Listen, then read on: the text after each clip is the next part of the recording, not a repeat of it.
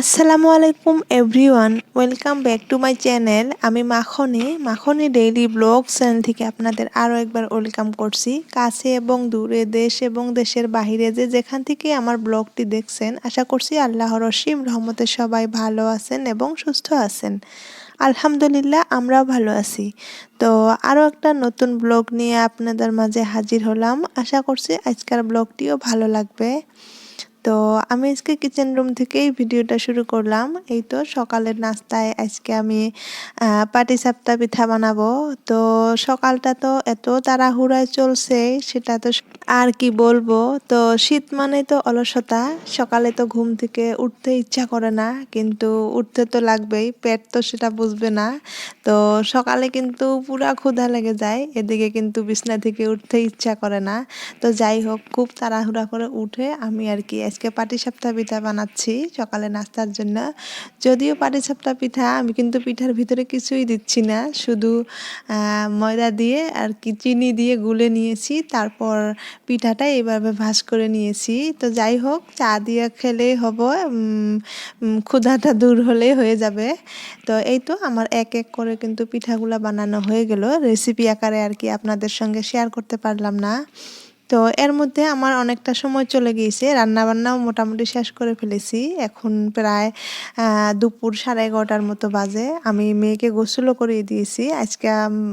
ভালোই আর কি রৌদ্র উঠেছিল। এই তো এইদিকে আমার শ্বশুর আব্বার বিছনাতে আম্মুকে বসিয়ে দিয়েছি, ওখানে রৌদ্র আসে, তো ওখানে বসিয়ে দিয়ে একটু মোবাইল দিয়েছি। যদিও বাচ্চাদেরকে মোবাইল দিতে নেই, তো আমি কিন্তু নিজে থেকে একটু একটু দিয়ে একটু শান্ত করে বসিয়ে রাখি, নাহলে একদমই শান্ত হয়ে থাকে না। তো যাই হোক, একটু ওকে মোবাইল দিয়ে বসিয়ে দিয়ে আমি আমার শ্বশুর আব্বার টেবিলটা আর কি ক্লিন করে দিচ্ছি। অনেক দিন ধরে ক্লিন করে দিব দিব বলে দেওয়া হচ্ছে না, আর ওদের টেবিল তো সবসময় বলানো ঠিক না। তো তাই আজকে ভাবলাম যে টেবিলটা ক্লিন করে দেই। তো আমি একটা টেবিল কভার অনেক দিন ধরে এনেছি, তো চেঞ্জ করে দিব দিব বলেই দেওয়া হয় না, এটা সেটা করে করেই দিন পার হয়ে যায়।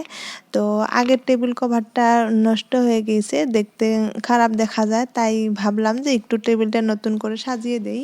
তো যদিও মনের মতো করে সাজানো সম্ভব নয়, তাদের জিনিস যেভাবে রাখবে তো সেভাবেই রাখতে হবে।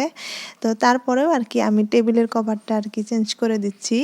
তো চেঞ্জ করে দিচ্ছি বলেই আগেরটা আছেই আর কি, তার উপরে আমি আর একটা নতুন টেবিল রানার বিছিয়ে দিচ্ছি, দিয়ে আর কি একটু ক্লিন করে দিচ্ছি। তো এদিকে আমার মেয়েকে একটু মোবাইল দিয়ে বসিয়ে দিয়েছি। যদি মোবাইল না দেই, এদিকেও কোন দিকে দৌড়াদৌড়ি করবে, তো ওকেই দেখবো না আমি টেবিলটাই ক্লিন করব, তার জন্যে আর কি একটু আমি নিজে থেকে মোবাইল দিয়ে বসিয়ে দিয়েছি। তো যাই হোক, ও কিন্তু বেশি দেখতে চায় না, আমরা একটু একটু দিয়ে একটু শান্ত করে রাখি। তো যাই হোক, আমার কিন্তু এর মধ্যে টেবিলটা ক্লিন করা হয়ে গিয়েছে। তো মোটামুটিভাবে ক্লিন করে নিয়েছি। আমরা চাইলেও কিন্তু আমাদের মনের মতো করতে পারবো না। তো এই তো এখন হলো একদম সন্ধ্যাবেলা, তো এর মধ্যে কিন্তু আরও অনেকটা সময় চলে গিয়েছে। তো আমরা একটা বিয়া খেতে চলে আসলাম। তো কার বিয়া বলবো, আমার হলো আব্বার বন্ধুর মেয়ে, এদিকে কিন্তু আমার ফ্রেন্ডেরও বিয়ে।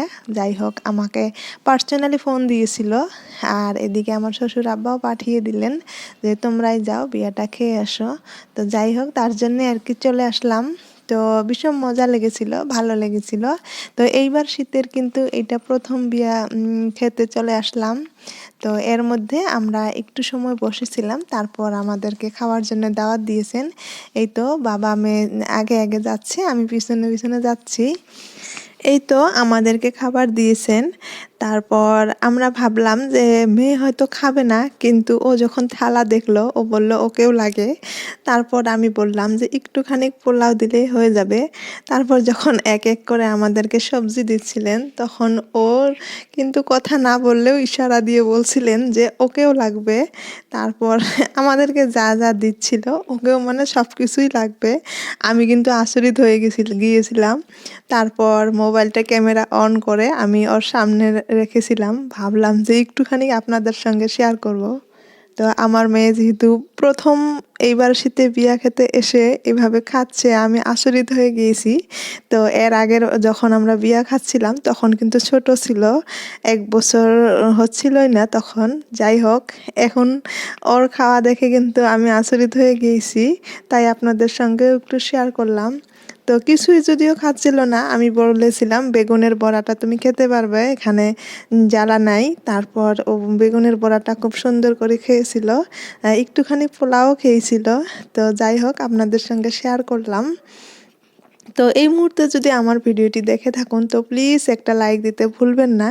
আর যদি ভিডিওটি ভালো লেগে যায় তো আমার চ্যানেলটা সাবস্ক্রাইব করে আমাকে পাশেই রাখতে পারুন। তো দেখুন, আমার মেয়ে এখানে এসেও দৌড়াদৌড়ি করছে। তো ওর তো দৌড়াদৌড়ির অভাব নাই, কোন দিক থেকে কোন দিকে যাচ্ছে। ভাত খাওয়ার পরে কিন্তু ও আমাদেরকে হয়রান করে দিয়েছিল। তারপর একটুখানি রেস্ট নিয়ে তারপরে আমরা চলে এসেছি। তো দেখুন, কইনাটা কিন্তু অনেক সুন্দর, অনেক কিউট। দেখুন, গাল দুটা কিন্তু আপেলের মতো। আমি কিন্তু ওকে খুব ভালোবাসি, আমি ওর কথা সব সময় বলে থাকি যে ওর গাল দুটা আমার খুব ভালো লাগে। তো যাই হোক, আপনাদের সঙ্গেও কথাটা শেয়ার করলাম। তো যদি ভিডিওটি কোনো অংশ কেমন লাগলো আমাকে জানাতে ভুলবেন না, কমেন্টে জানিয়ে দিবেন। তো আমরা এখন বিয়া বাড়ি থেকে চলে যাই, আর আপনাদের মাঝ থেকেও বিদায় নেই। তো দেখা হবে আবার নেক্সট কোনো ভিডিওতে। আসসালামু আলাইকুম, আল্লাহ হাফিজ।